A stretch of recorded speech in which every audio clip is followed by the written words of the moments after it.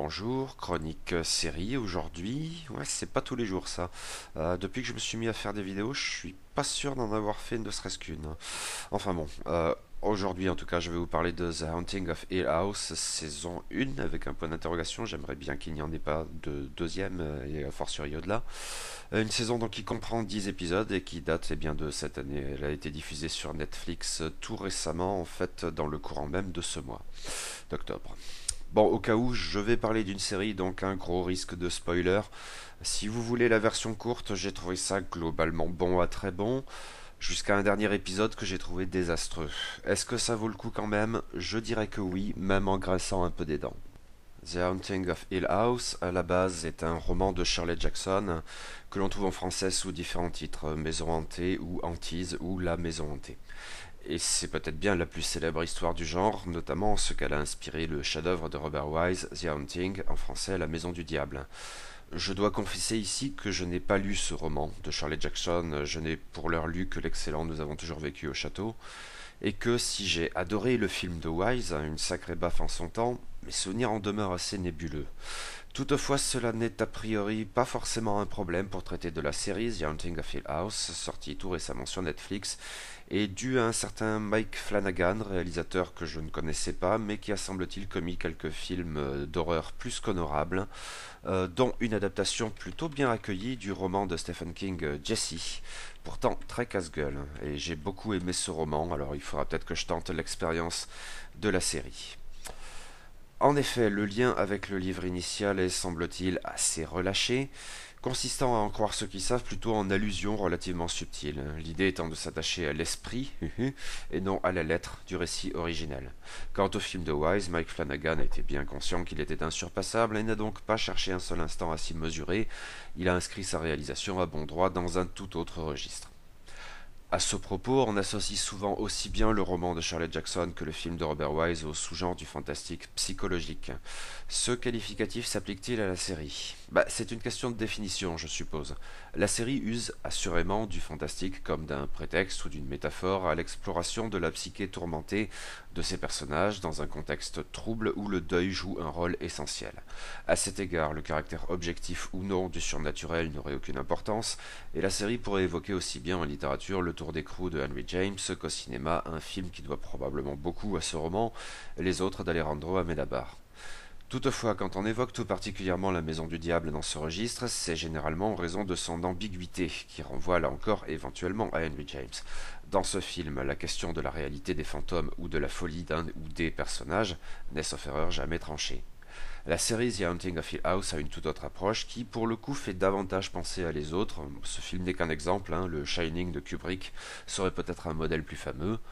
Même s'il sous-tend une étude de la psychologie trouble des personnages, le surnaturel dans la série est a priori objectif. Il a une réalité propre, indépendante des héros et de leurs biais. Quelques passages laissent entendre, faussement et par jeu doublement ironique donc, la possibilité d'une narration non fiable, procédé caractéristique du registre, aussi bien dans le Tour d'écrou que dans la Maison du Diable, mais au bout du compte, l'histoire ne fait pourtant sens que si les fantômes sont là et bien là. Il me paraît important de mettre en avant ce point, mais c'est à débattre bien sûr. La série joue sur deux trames temporelles plus imbriquées qu'opposées. Lors de l'été 1992, la famille Crane, un couple et ses 5 enfants, vit des événements terribles dans la très gothique maison appelée Hill House, en référence au nom de ses bâtisseurs, les Hill, et non de quelque colline que ce soit. Bâtisse achetée pour être retapée et revendue avec une bonne marge. C'était l'idée, mais il y a comme un couac. Finalement, le père Hugh file au cœur de la nuit avec les enfants, le sort de la mère Olivia, laissée en arrière, étant pour l'heure indécis. Mais bien sûr, le récit laisse entendre que la maison était hantée et ou que la mère était devenue folle et ou dangereuse et qu'elle est morte.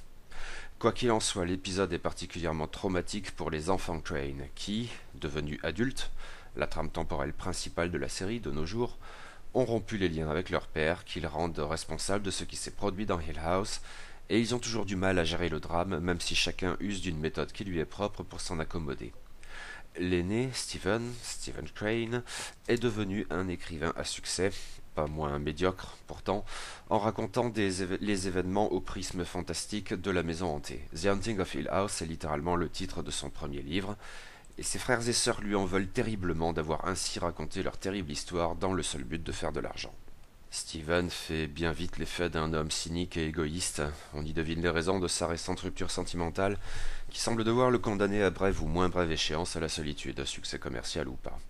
À noter le premier épisode de la série, mais pas les suivants, esquisse chez Steven un côté enquêteur du paranormal, tout en posant très vite qu'il ne croit en fait pas aux fantômes. L'idée d'établir scientifiquement la réalité des spectres, sur la base d'un personnage d'enquêteur de ce type, avait sauf erreur une place importante dans le film de Wise et semble-t-il avant cela dans le roman initial de Shirley Jackson. Mais dans la série, c'est une fausse piste qui est aussitôt abandonnée et ne débouche sur rien en tant que telle. Shirley, la fille aînée, exerce également une profession qui la confronte aux morts, mais de manière bien plus prosaïque. Elle s'est associée avec son époux pour gérer une entreprise de pompes funèbres et fait des miracles en thanatopraxie.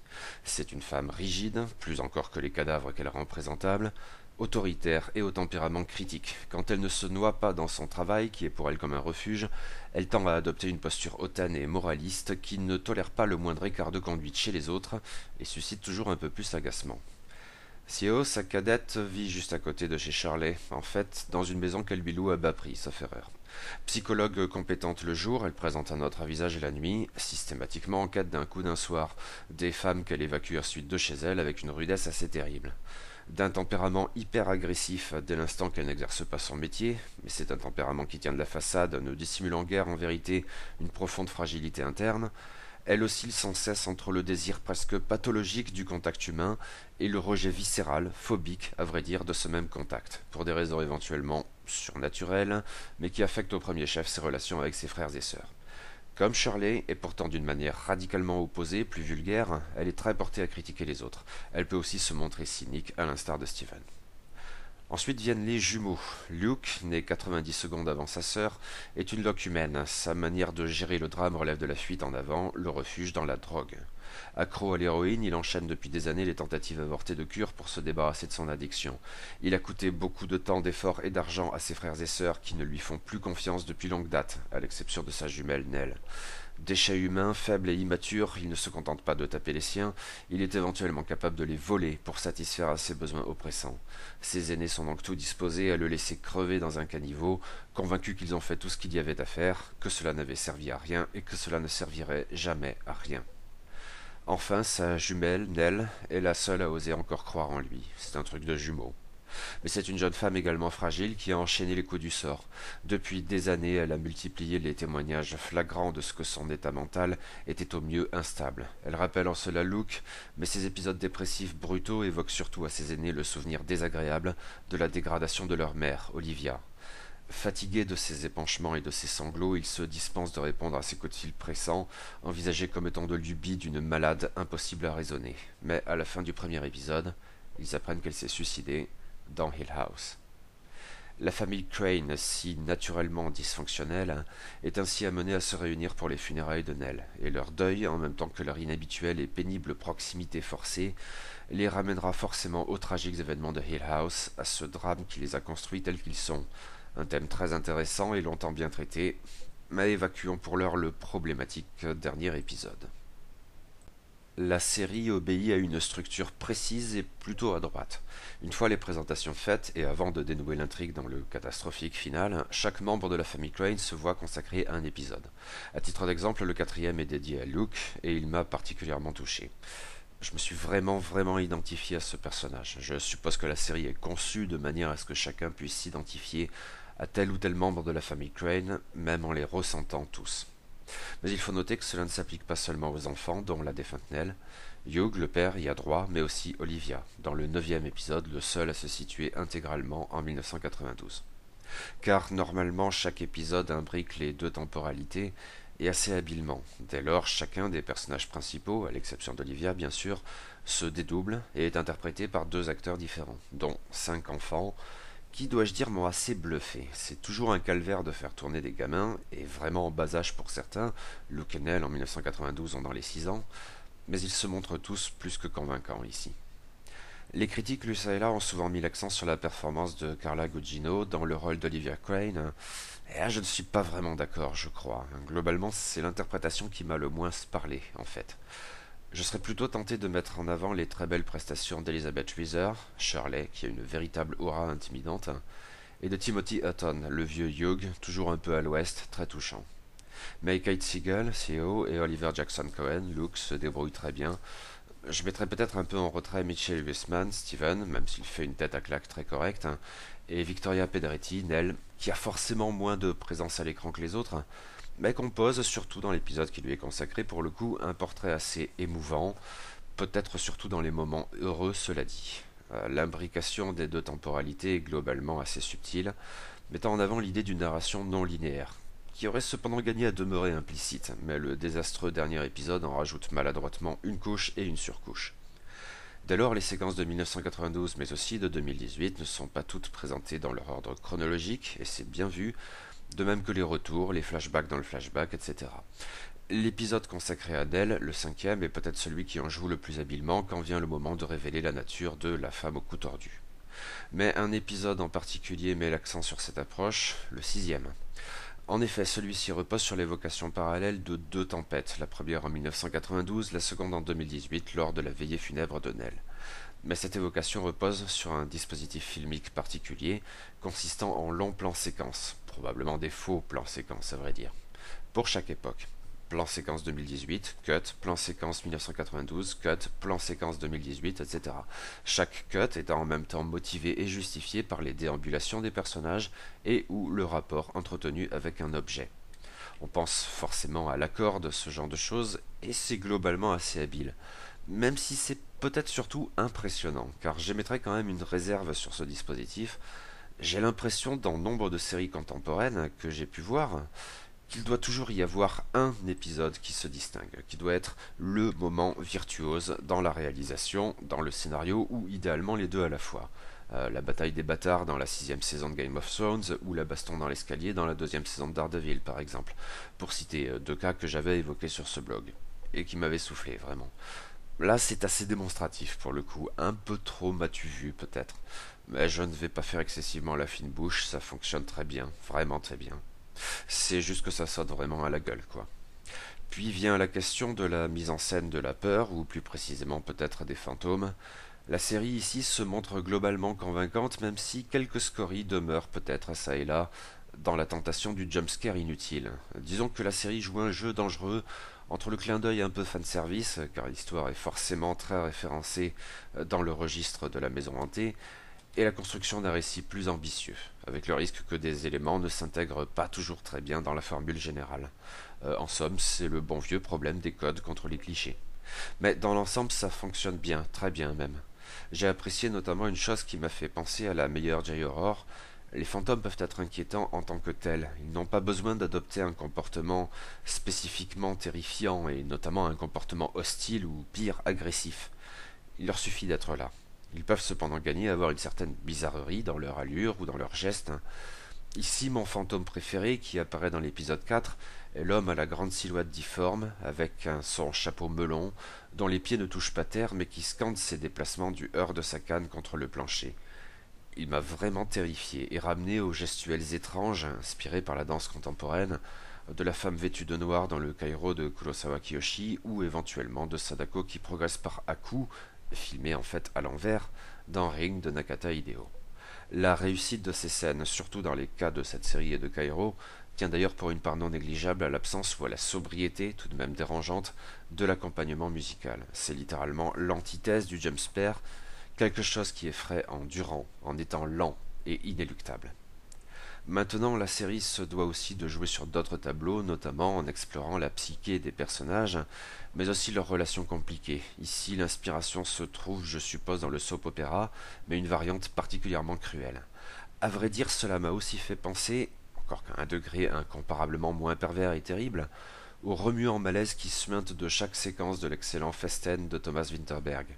Le niveau est bon, voire très bon dans l'ensemble, mais la réalisation pêche parfois dans ces séquences cependant, notamment quand elle succombe aux longs monologues. Il en est quelques exemples assez peu convaincants avant l'ultime épisode, lequel en fait des caisses à cet égard et de la manière la plus navrante. Et il est bien temps d'en parler de ce dernier épisode. Je l'ai vraiment trouvé désastreux, au point où il m'a mis en colère. J'ai eu le sentiment d'une trahison et de la pire qui soit. Ce vocabulaire, on l'emploie régulièrement pour les twists à la con, mais c'est d'un autre registre ici. Et oui, cela tient sans doute à ce que j'avais imaginé ma propre fin, que je vais garder pour moi comme de juste si elle était aux antipodes de cette conclusion. Mais au-delà, dans le fond comme dans la forme, j'ai eu l'impression d'une imposture, d'une très désolante et irritante imposture. J'ai profondément, de tout mon cœur, détesté ce final positif et dégoulinant de moraline. Mais cela ne tient pas qu'aux 10 dernières minutes, si elles m'ont certes donné furieusement envie de défoncer mon écran d'ordinateur. Sérieux? Après tout ça, après 9 épisodes aussi intenses et douloureux, conclure sur c'est beau la vie, puis l'amour c'est joli, et il faut être gentil avec les gens parce que c'est bien d'être gentil avec les gens et que c'est beau la vie et que l'amour c'est joli? Et au cas où, accompagner tout ça avec une balade folk FM sirupeuse que c'est tout juste s'il n'y a pas un panneau pour demander aux spectateurs d'allumer leur briquet. Sérieux? Bon sang, j'ai eu envie de vomir. Hollywood dans toute son anti-splendeur, mais qu'est-ce que ça vient foutre là, bordel? Comment peut-on en arriver là après ces 9 épisodes d'un tout autre ton? Cela dit, cet ultime épisode est déjà désastreux avant le dégueulis de guitare. Dans un registre peut-être moins hollywoodien, mais pas moins navrant, avec chaque perso qui a sa tirade déclamée avec autant de naturel et d'émotion que dans le pire pseudo-théâtre symboliste, à supposer qu'un théâtre symboliste puisse être autre chose que pire. Pardon, c'était un peu gratuit ça, pardon. Et Nell qui massacre avec ses tirades alambiquées l'idée de la narration non linéaire en faisant un étalage aussi lourdingue et démonstratif.